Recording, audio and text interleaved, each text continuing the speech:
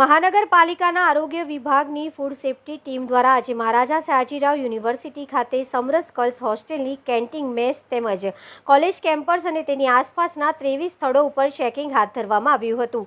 ખાસ કરીને ટોબેકોના વેચાણ અંગે ચેકિંગ કરવામાં આવ્યું હતું, જેમાં નિયમોનો ભંગ કરતા જણાઈ આવેલ 14ને ₹200નો દંડ ફટકાર્યો।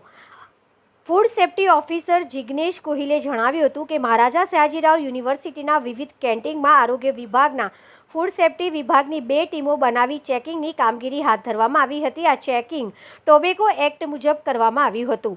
આરોગ્ય વિભાગની ટીમ સાથે વડોદરા પોલીસ તંત્રએ ચેકિંગ હાથ ધર્યું હતું। શહેરની વિવિધ કોલેજ અને હોસ્ટેલમાં 23 જગ્યાએ ચેકિંગ હાથ ધરવામાં આવ્યું હતું। એન કોડની કમિશનર પોલીસ કમિશનર દ્વારા મીટિંગ લેવામાં આવેલી હતી।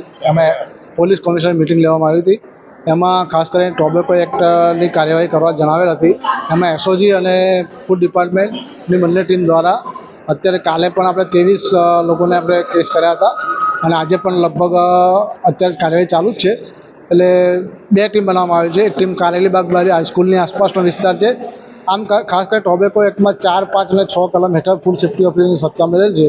એમાં ટોબેકોમાં કોઈ સિગરેટ પીધું પકડાય એમાં, કોઈ 18 વર્ષથી નીચેનું જે બોર્ડ ના માર્યું એમાં, અને જે અત્યારે કેન્ટીન અથવા હોટલ રેસ્ટોરન્ટમાં ખાસ કરીને જે 60/30 ધૂમ્રપાન કરવા માટેનું જે બોર્ડ હોય છે એ લગાવેલું ના હોય તો કલમ 4 મુજબ આપણે એને ₹200 પેનલ્ટી કરતા હોય છે।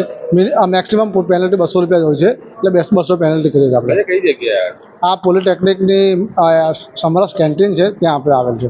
શું દંડ ફટકારો? એટલે ₹200 દંડ આપણે જે એમનું બોર્ડ નથી માર્યું એ નિયમ મુજબ ઉઘરાવવામાં આવેલ છે।